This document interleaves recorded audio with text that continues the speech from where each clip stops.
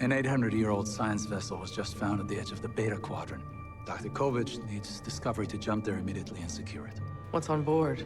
Something vital to the security of the Federation. Coming up, Captain Michael Burnam and the crew of the Discovery are dispatched on a dangerous mission, veiled in secrecy.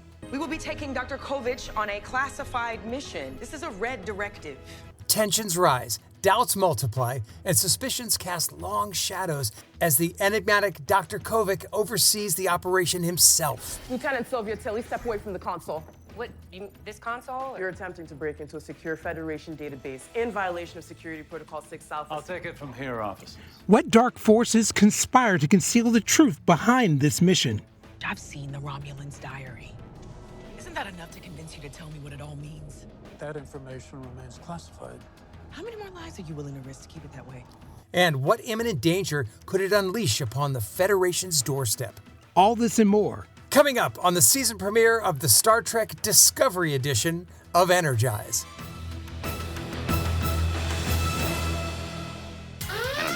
Energize.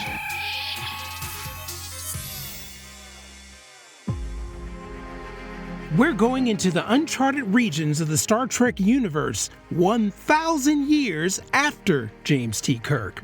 You're listening to Energize, a Star Trek Discovery Edition podcast, your source for detailed analysis, colorful debate, and spirited discussions about the final adventures of Captain Michael Burnam and the USS Discovery crew. I'm your host, Anthony McLemore. And I'm Steve Truitt. This week, Captain Burnam and the valiant crew of the Discovery are plunged into a perilous mission, blindsided by the shadows of uncertainty. What sinister conspiracies lurk within the corridors of Starfleet Command? And does it threaten to tip the scales of a galactic power? Here's a warp speed recap of the Season 5 premiere of Star Trek Discovery, Red Directive. An 800-year-old science vessel was just found at the edge of the Beta Quadrant. Dr. Kovich needs Discovery to jump there immediately and secure it. What's on board? Something vital to the security of the Federation. We will be taking Dr. Kovich on a classified mission. This is a red directive. Captain, I don't care who's over there or what happens to them. Secure that ship by any means necessary. You have nowhere to go. A ship is out there and another is coming. Let's talk. You want to talk? We'll talk. Captain, are you all right? Surprisingly, I'm not dead yet. Focus on our team. I'm trying to take out their engines. Captain Rayner, if their ship gets ripped apart when the warp bubble collapses, then the Antares will be destroyed too. Come on! Get out, get safe, I've got this. No, you don't. You made this personal. Every mission's personal.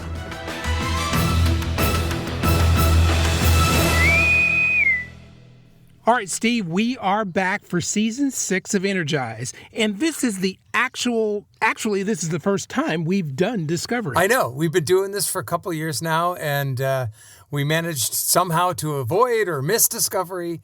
And I'm glad we're doing this season. I've told you and I've told our listeners I haven't always been a big fan, but I'm really hopeful for this final season. They're promising a good one.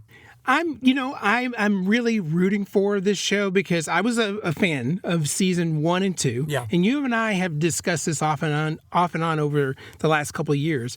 And they lost their way, in my opinion, in season 3, when, it was a great premise. Yeah. The Starfleet had been wiped out. You go 1,000 years in the future and then boom, Starfleet's not there. Right. And you're wondering why.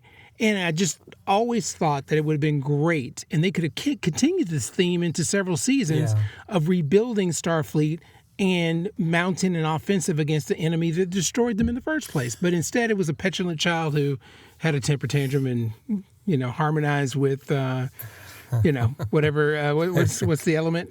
You know what? I don't care. It's like when Triumph the Comic Dog asked the Star Trek fans, what's the material that Han Solo was frozen in? And they say Corbomite, and he goes, no, the answer is who gives a shit. No, I'm kidding. It was hard to follow because, they could have done so much with this. Plus, you go 1,000 years in the future, and the best thing that they can come up with is separating the mechanics of the ship so the warp nacelles actually aren't connected to the ship. I just don't find that to be plausible, and I don't think it's interesting. I think there's so many other things they could have done. And yes, I think the burn could have been exploited much, much more. And I think they blew it. So, yeah, I lost it there, too. I also didn't love the themes that they were pushing. A lot of people say woke. I don't think it's woke, but I just think they threw in a lot of characters just to have them there instead of have them do something. And I didn't agree with that. Yeah, I would agree with that. I think when you force things versus just letting characters be, and let them, chart their own way, I think that damages good intentions. I agree. I mean, look at TOS. Uhura was on the bridge. A woman being in command in any way in the 60s was impossible to conceive of. Did they go, oh my God, it's amazing you've made it this far. You're incredible. Oh my God. And a woman of color to boot. Oh, no, they're just like, hey, Uhura, send a signal, send a message, open a channel. Like, just they didn't shine a spotlight on it. And that's what made it so great. Right. Is she just was a woman in a position of power and influence. And it was awesome. Yeah. Yeah. I mean, so, yeah, I think that's kind of where they lost away. And then in season 4, you had another enemy that you couldn't really wrap your arms around. Yeah. It wasn't an enemy that was tangible. Yeah. And I think they wanted to do the mystery thing because season 2 was so interesting with Spock, trying to find Spock and those 5 red lights. And that was fine. Yeah, that was way more tangible than anything than the subsequent seasons. Yes, it was interesting. It brought us Strange New Worlds. It brought us the Enterprise. It brought us Pike and Kirk and everybody and Spock. And it gave us that spinoff. And then it sent them into the future, which I thought was a brilliant way to get them out of canon because it's like, we never heard about Discovery. But yeah, 3 and 4, nah. Yeah, 100%. So last season, where we left off, we faced the DMA. Right. They destroyed Booker's home world, home planet, and threatened the Federation. And at least in the beginning, that sounded like a good idea.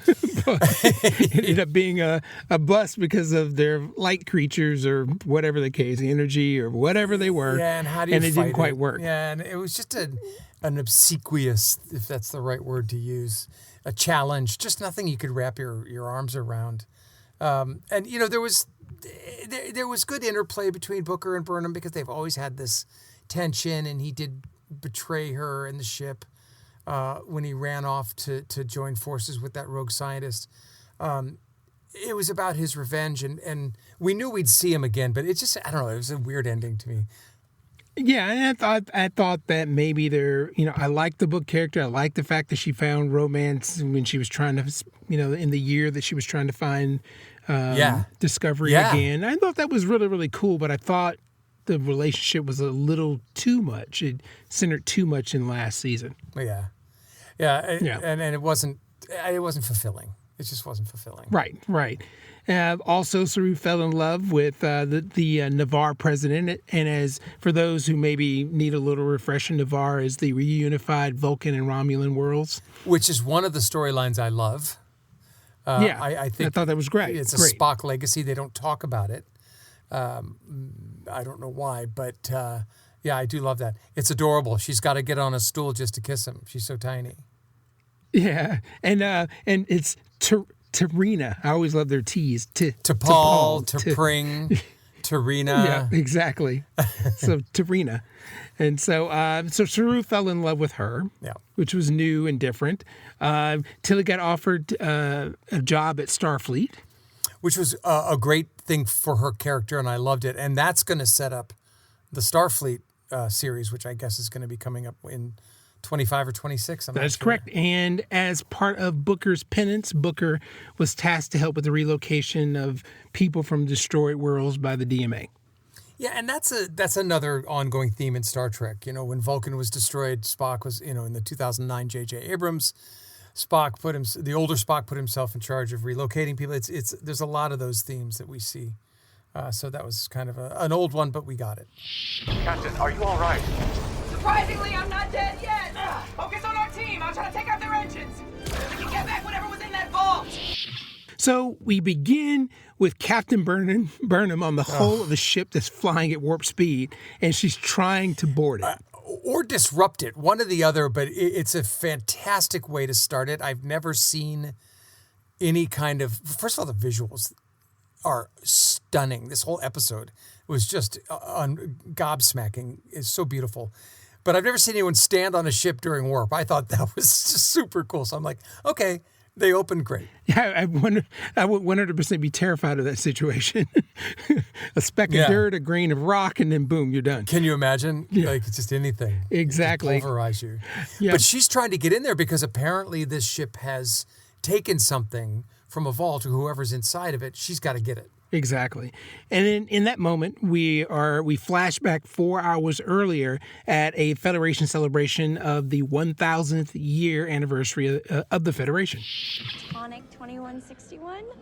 It's the official cocktail of the Millennium Celebration. It's been 1,000 years, give or take a few decades. Hard to celebrate during the burn. You know, what's interesting about that is they didn't mention Archer. They didn't show that whole meeting wherever they were. It's funny how they really, we'll see later that they mentioned some stuff, but it's funny how they didn't use that. I was surprised. Yeah. And as people are talking, you're seeing that changes in the air. So Starfleet is shutting down the Spore Drive program, which Commander Stamets is not happy about. Saru is considering resigning his commission to become an ambassador, which was offered to him by the Federation president. Which, it's interesting because it seems to me like it's the end of the season with these choices and these things that are happening. But I love that they're setting them up now because it's going to make us question throughout the rest of the season, which is only going to be 10 episodes this year. What choices will these people make? Where will they fundamentally and ultimately go? So I like that. I think they're doing well. I think they set it up well. I definitely agree with that. I think at this point we all know that Discovery is going to end. So I think, it's good that we're setting ourselves up for how this was going to play out across the season and where we will ultimately arrive with each and every one of these characters. An 800-year-old science vessel was just found at the edge of the Beta Quadrant. Dr. Kovich needs Discovery to jump there immediately and secure it. What's on board? Something vital to the security of the Federation. That doesn't answer my question. I'm aware. Burnham is called into a meeting with Admiral Vance, and they're beamed into the secure room to meet with Doctor Kovich, who is David Cronenberg, and I think he's a very creepy individual. Where does he come from, this Cronenberg? He looks like Swifty Lazar. I don't know where he came from. I've seen him in many things, but I just couldn't name any off the top of my head. But he always plays this secretive, creepy kind of figure. Yeah, he's also like Fritz Coleman, the weather guy in LA.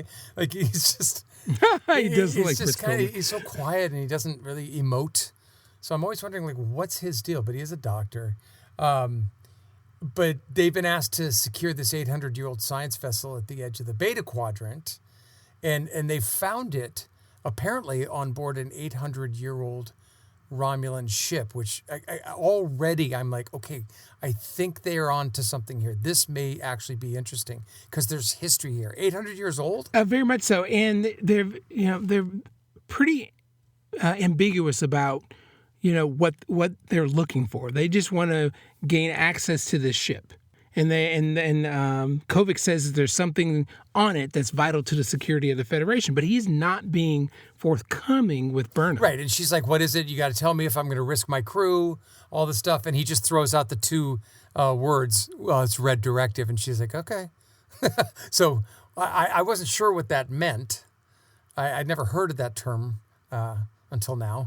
Have you heard of it? No, I haven't. I'm just always used to Code Black or whatever they use when they get jumped to war. It's a red directive. Red. I'm sorry. I thought you meant it was a white directive or a blue directive. Okay, yeah, red directive. Got it. Okay, it was a hush hush. So she's like, yeah, I'm going. Captain. Thank you, everyone, for gathering so quickly. We will be taking Dr. Kovich on a classified mission, and be advised, this is a red directive. But what's really interesting to me is that Kovich is joining them on the mission. And, like I said before, he's very hard to read. When he was introduced in season 3, I just couldn't get a read on him. Well, I think by season, in the middle of season 3 or whenever he was introduced, I was so disillusioned by the series that I didn't not only did I not get a read on him either, but I wasn't attracted to his character. I don't remember him in 3 and 4. He seemed like someone who just stood there and talked quietly and really never said anything. I didn't really pay attention to what he was saying. So now I am, because he's saying, hey, I'm going with you. And again, that's going to immediately, they're doing the right thing. They're immediately going to create tension on board the ship. Like, do what Kovich says. No, I'm the captain. No, I'm the, you know what I mean? Yeah, well, the fact that he's there, it tells me automatically that whatever they're looking for is something of the highest importance. That he's going to handhold and oversee this trip. Breathable atmosphere in my ass. It smells like a tomb in here. The USS Antares again. Yeah. And they got a second ship coming. Whatever's here must be extra shiny. So we get to the Romulan ship, and 2 scavengers are already on board. And they've detected something that is drawing a lot of power. So my interest is piqued. Yeah, I'm curious too. And it's funny that it's still even, powered up at all.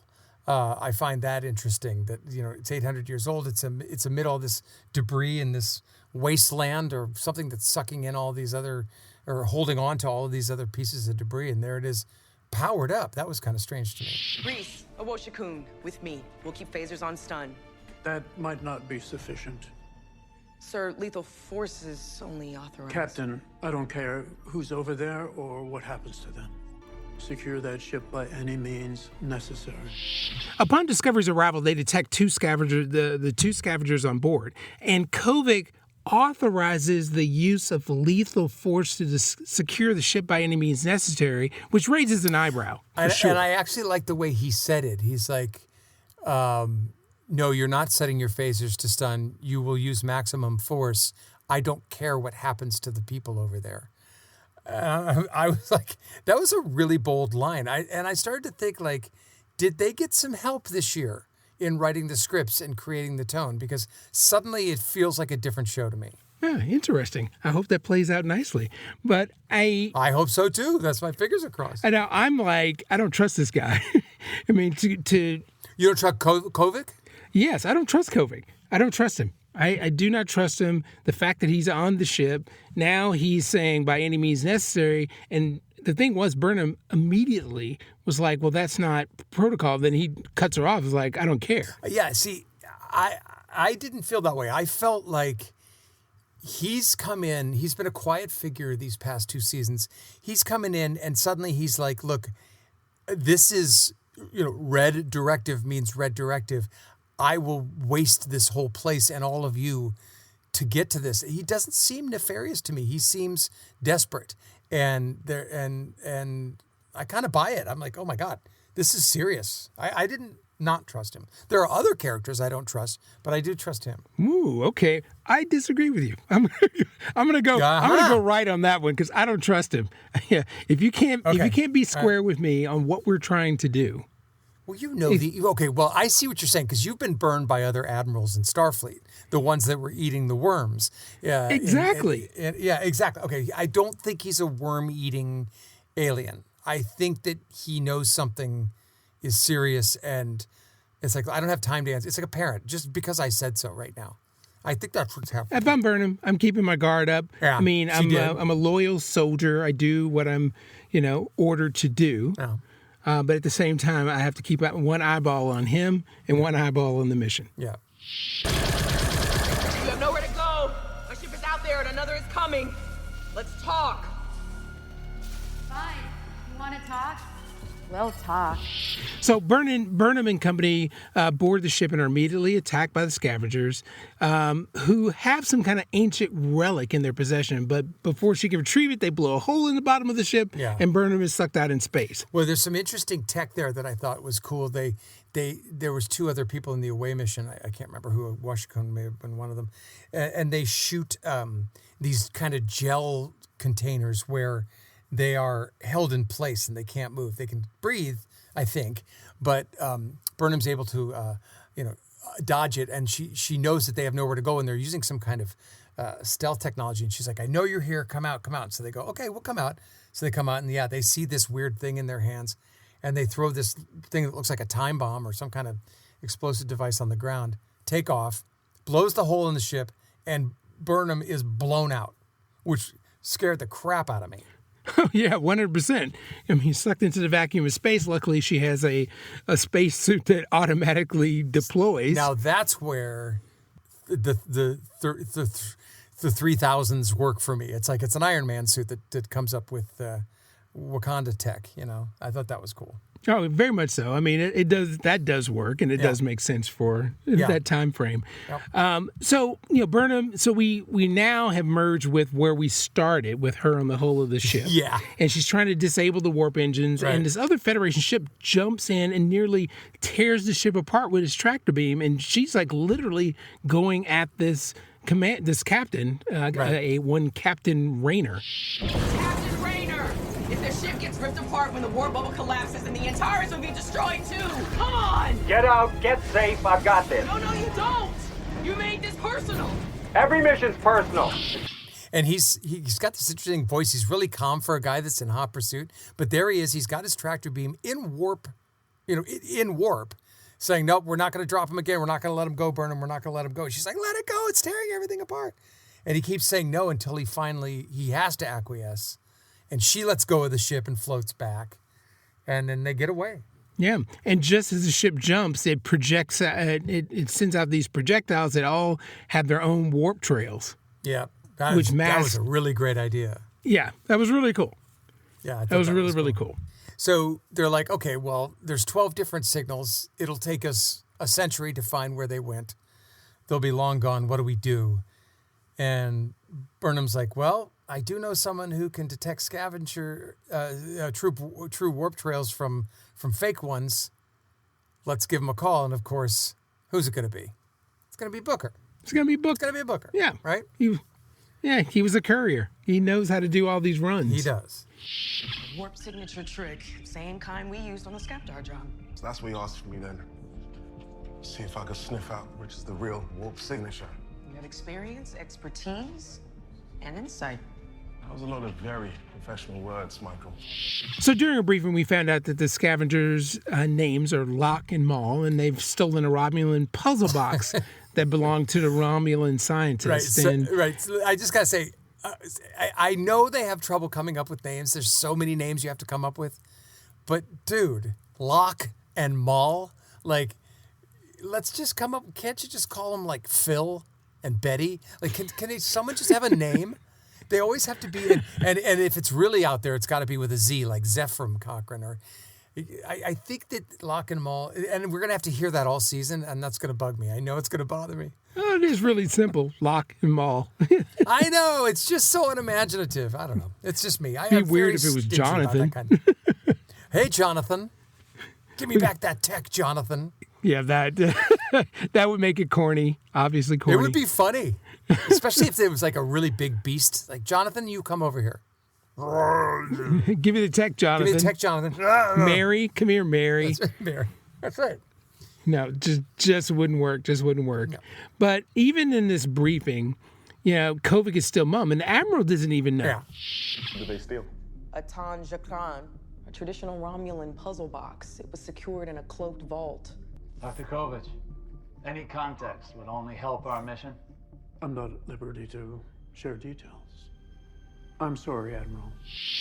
So, yeah, I'm wondering, what the hell is this? If he's willing to kill people down on the ship, and if he's willing to risk the crew of Discovery and all this. And I'm starting to think, like, Romulan, why is that? Because we saw some Romulan story during Picard when they had the captured Borg ship. And I was wondering, is that part of it? What's going on here?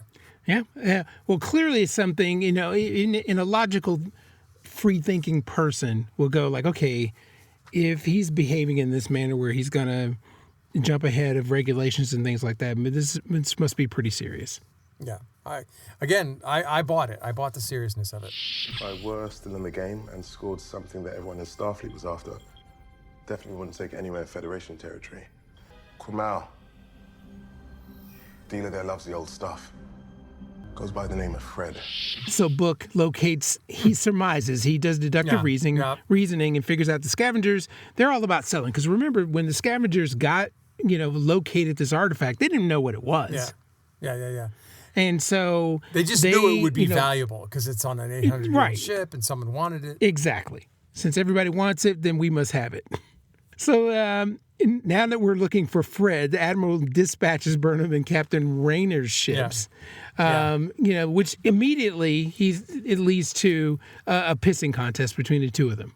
Who's in charge? And of course that's going to set up the whole tension there. The Admiral's like, could you both work together? And I think, the answer is like, no, that's not what's going to happen. Yeah, and I definitely see problems ahead because he's already illustrated that he's willing to take risk. Right, he's really dangerous with that warp drive tractor beam, and he definitely is someone who doesn't play by the rules too much. So the next thing that happens is we have a scene with Burnham and Saru, and I really like this because their relationship has grown over the 5 seasons. Yeah. Saru did not trust her or respect her. No, and remember the first season, he was a scaredy cat. His species is just to be hunted, and he was always afraid of everything. And now look at him, he's tough too. And so because he has that toughness, he also has wisdom, and he's able to see her growth. And they've grown. It's been wonderful. And so I think they both are questioning, Kovich's secrecy. Mr. Saru. We've been on our share of clandestine missions, but this, even Admiral Vance is out of the loop? Yeah, I noticed that as well. But I still think it's a red herring. I still think I do trust him. I don't trust the people that you do trust, and I trust the people that seem like you can't trust them. So I like that. I have to tell you, thanks. And I'm going to get to this a little bit later, but it's Rayner that I don't trust. I can see that already because he's a wild card, but I surmise that he is a reflection of who Captain Burnham used to be. Okay. Reckless. All right. Push it. We'll go with that push it to the limit. Take it to the limit. Yeah. Push to the limit. I mean, that was Burnham in the very beginning. That's what started the whole battle with the Klingons. Yeah, I guess that's true. The Vulcan hello. Exactly. So Saru suggests let's go outside the lines, color outside the lines, and why don't we get somebody that can dig through the databases outside of the chain of command? And that's how they pull in Tilly. It's a great way to do it because she's technically not on the crew, and she's someone that can work independently. I like the twist. I like the addition of Tilly. She looks different. Her hair's different this season. I don't know if I love it yet, but maybe it's just that episode. And it's nice to have her back. She's charming. I'm very charmed by her. She's always added great neurotic comic relief. It's exactly what it is, neurotic. Welcome. How effervescent to meet new clients. Pardon my friends here as they remove any weaponry from your possession. They are quite protective of my being. So we finally get to meet Fred. So Burnham and Booker and Captain Rayner arrive separately, beam down to the planet. But it appears already that the scavengers have gotten to Fred first. He looks alien. He looks like one of those synths, right? Like he's almost like a Data, but not really. And I'm like, I think this guy's an alien or an android. Oh yeah, I picked up on that immediately. It's just his behavior, definitely pointed in that direction. And so, Fred examines the artifact, and he said, I encountered one of these 600 years earlier. And he quickly decloses the lock, opens it up, skims through the book, and he knows what it means. And he scans through it so quickly, it's just like Data reading a book. And so okay, well, he's a computer. And so, smartly, he offers the scavengers a price that, is low because he doesn't want to overvalue it. He doesn't want to make it look like he's desperate to have it. And they're like, oh, yeah, come on. That's BS. I know it's something special. And so, a firefight breaks out. And unfortunately, that's the end of Fred. Fred's dead. Yeah, but I was kind of surprised. He's an android. He should have shot. He should have been able to shoot him on and then take him out. Well, Yeah, that would have been nice. Maybe he's not designed to kill. I don't know. Yeah, good point. Good point. So Burnham and the crew arrive obviously too late. Fred is dead, so they beam him aboard because he is a synth. So that means that we should be able to tap into his data files, his memory, or whatever you want to call it, and figure out, at least get some intel. Yeah, I thought that was a really good idea. And so they decide, too, that the scavenger ship, with that whatever book that they've got, they're obviously going to want to be heading out of town. So they confiscate some kind of sand runner, and suddenly it's Tatooine. There's an inclusion under the sand 2 kilometers away. Has to be their ship. We need to get to them before they get there. Back me up! I've got this! Did he just take off again? And even the music, Jeff Russo does the music for that show, and even the music in this scene was very John Williams. It was very Star Wars all of a sudden. You pick up on that? Not the music, the visuals I thought was a good, was definitely a tip of the hat Star Wars wise. We're out in the desert once again. We're on sand runners. Do you think that that's cool to do that? That's pure Star Wars rather.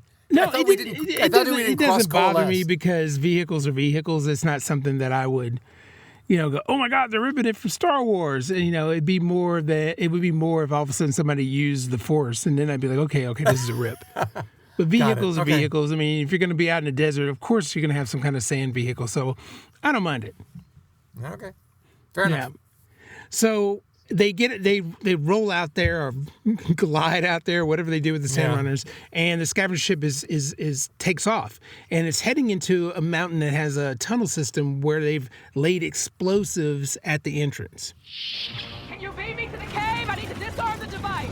They'll vaporize you before you pull up your holo pad. Better idea is to blow it from here. Block the entrance. We take away their escape route. No, we can't risk killing all those people down there. You're letting stats get in the way of strategy. And they're heading right for it. And so and by the way, they're zooming at, fast speeds, and they're talking to each other. And, Burnham's making a couple jokes here and there. She's kind of cracking wise. And I like it. I think they really lightened things up this season. Here they are chasing these scavengers, and they're teasing each other in a way. It was kind of cool. And they realized we could probably maybe blow up the entrance, and it's reported from Discovery or someone watching from above, hey, don't do that. It's going to cause an avalanche, and that'll kill all the townspeople. And so, of course, Raynor's like, no, it won't. Check the statistics. And they're like, well, there's only a 30% chance there'll be an avalanche. He's like, that's 7-3 odds. I'm good. Oh, yeah. Burnham was totally against it. It was totally against it because she immediately was like, listen, that could cause some issues and we could end up killing some people. But Raynor's ready. Like you said, Captain Raynor's like pedal to the metal. No guts, no glory. Yeah. So they disagree over, of course, this tactic. Here's the thing. This is why I don't trust Raynor, because they end up allowing Raynor to order the ship to fire and blow up that entrance, which doesn't cause an avalanche. Right? No. The scavengers fired on it. No. The ship did. Or they one of the chasing people or the ship fired on the entrance. The scavengers didn't. So they blow up the entrance, which doesn't cause an avalanche. But then the scavengers see that an avalanche could happen and distract the chasers. So then they start shooting other stuff and wreck the mountain and cause the avalanche and forces the people in pursuit, Burnham and the others, to turn around and go save the town. Right? Okay, yeah. I totally misinterpreted that one. Yeah, well, it was fast-paced and a lot of stuff going on. But the thing I wanted to point out was Raynor was the one who shot at the entrance and knocked it down. Yes, no avalanche, but Lon and Mock or whatever the name is, Locke and Mull or whatever the name is, they got the idea to then shoot the rest of the mountain and cause the avalanche and got away. And this is where I'm starting to think, I think Raynor's in on this. I think he's an inside guy with this whole thing. And maybe he's in lockstep with these two and wants a piece of the action. So that's what I really think he's a mole. Okay, that's interesting. I didn't get that. I just thought he was just, I've done things my way, my way or the highway. I risk it all. It's all for the glory of Starfleet. Well, we've seen that with Captain from Picard. What was the guy's name? Captain who got in the last season of Picard, who said no when they wanted to take whatever his name is. He's such a great guy. He's played by Todd Stashwick. I can't remember the name of the captain. Anyway, they're trying to make him like that, but I don't think so. I think that he's in on this whole thing. I really do. All right, well, we will find out for sure. But an avalanche is caused, and it's barreling towards the settlement that they just left, and in order to save the settlement, they have to bring both ships down and use their shields to stop the avalanche. Yeah. Incredible visual, digging into the ground. We've seen that kind of cool angle visual in Star Trek Into Darkness when that big ship came in, the Dreadnought class, and crashed into San Francisco. They're really good at using images that are exciting and memorable for all of us, and lines and things and stuff. So that was an exciting thing to see, and of course it worked. Yeah, it did. It worked. They saved the town, but pulled the stunt, because to bring a ship out of orbit and to bring it down and dig in nose first. Together, together at the same time. That was crazy. that was nuts. I was just like, wow, that just happened. Yeah. Lieutenant Sylvia Tilly, step away from the console. What, this console? You're attempting to break into a secure Federation database in violation of Security Protocol 6 Alpha. I'll take it from here, officers. So meanwhile, all this is happening. Tilly's on board the ship, and she's digging through the Federation files, and the Admiral catches her. Right, and he's like, "What are you doing here?" And she's like, "Look." She admits that she's trying to do this, and she knows she got busted, and she's trying to say, "Look, this is something important."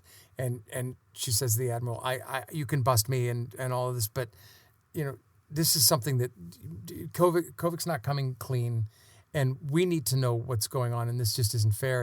And the Admiral, to his credit, goes, "Well, it's a shame I couldn't catch you in time to stop you," which I thought was a cool line and a good thing to do. Yep, and he allows her to gain access to the database and the Romulan logs. Yeah. And so we get a chance to hear the message. This is Dr. Velik. I'm a critical victim to all line. In the event that I am lost, the knowledge I possess must not be denied an ancient technology beyond all comprehension, of which I have hidden.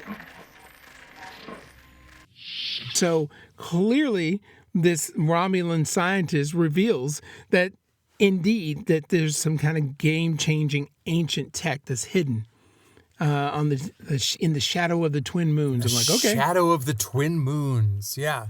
And the full scope of that tech is in the book of the Scavengers that they're holding on to right now. And of course, the Romulans like, this book cannot fall into the wrong hands. Yeah, we know. That's why we're having the whole season, because it's fallen into the wrong hands. Exactly. And following this crazy mission, we find Book and Burnham again. And it's a very poignant moment where both of them agree that they can't move past the betrayal. I'm not sure how to be around you anymore. Some things are hard to move past. For both of us. Yeah, maybe we haven't wanted to say that out loud. Are we saying it now? You know what I like about it? It's an extremely mature, as Gwyneth Paltrow might put it, conscious uncoupling.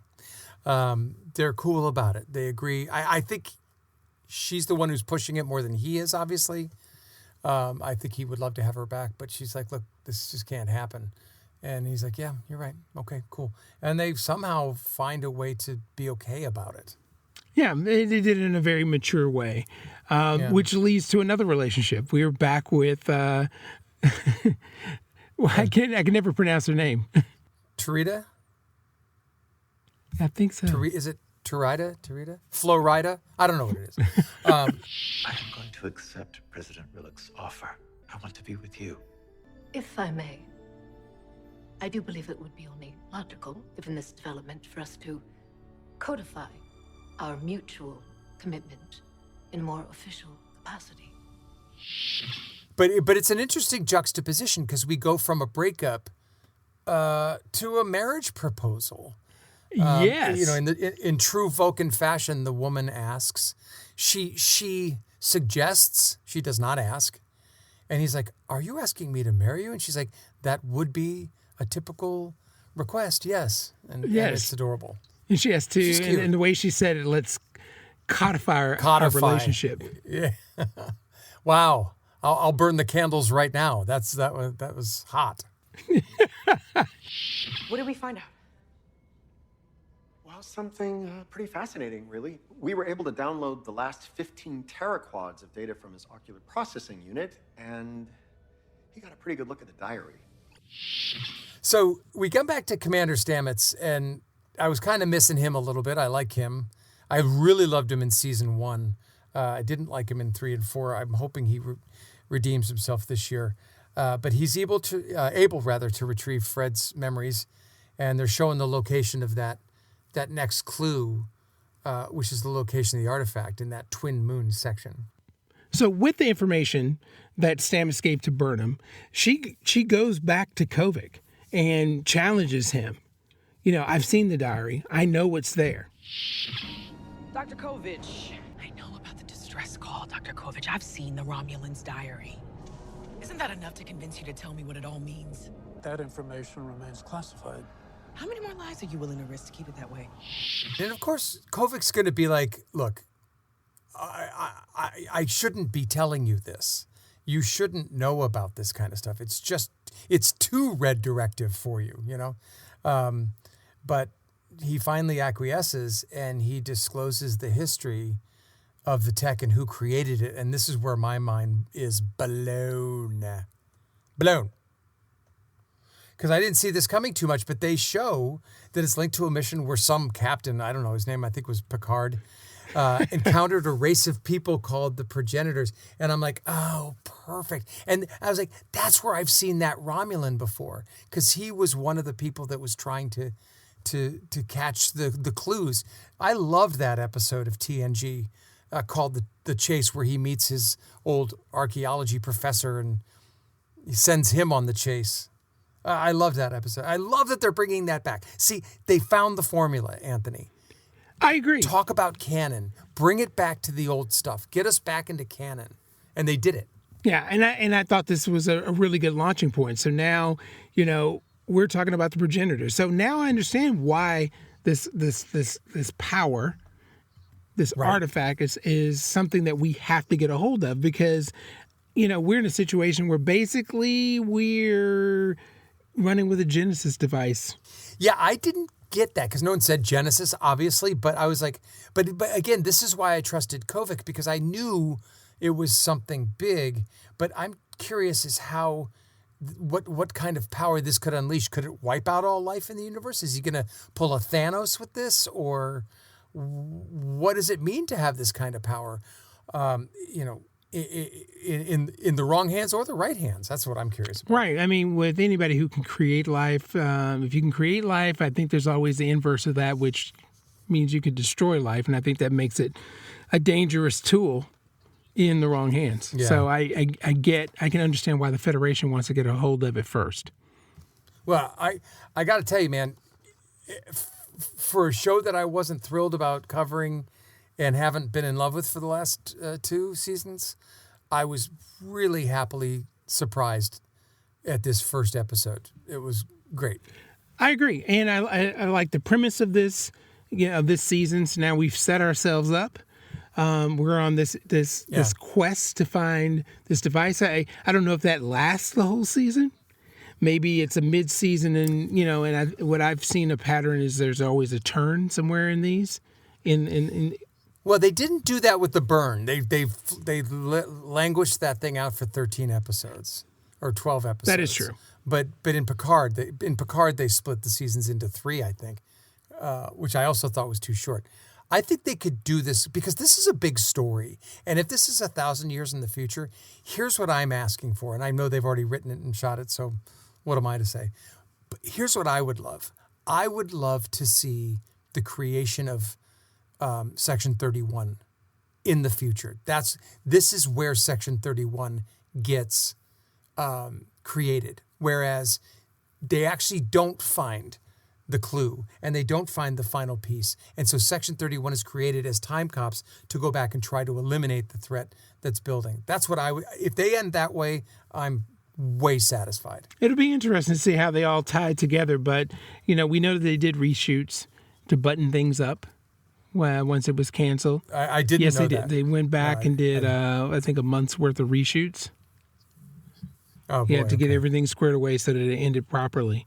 And I'm grateful for that. Well, wait, it got canceled. I thought they knew that it was going to be the last season. No. Oh, I didn't know that. I thought they just planned it that way. Nope. Oh, No, they started off with this, and then they went back, and once they found out that it was over, then they went back and did a month's worth of reshooting with the principal characters to steer things in a direction that they felt like they needed to button things up. Well, it may not be Section 31. I don't know, but that's a shame because if they can recover this show this year, another 2 seasons would be great. But maybe it's time to let it go. Yeah, and we're getting our Section 31 because that's what Michelle Yeoh's doing. Yeah. That's going to be just a movie, right? Yeah, it's a movie. Yeah. All right, see how that goes. Well, that concludes this episode of the Star Trek Discovery Edition of Energize. Thank you so much for listening. We're glad that we're back. We're glad you're back. Stick with us all season. You won't be sorry. Hey, check us out. We've updated our website and our Facebook page. You can find us on Facebook, Energize Podcasts, and then you can go to our website, www.energizepodcasts.com. Thanks for listening. I'm Anthony McLemore. I'm Steve Truitt. Live long and prosper.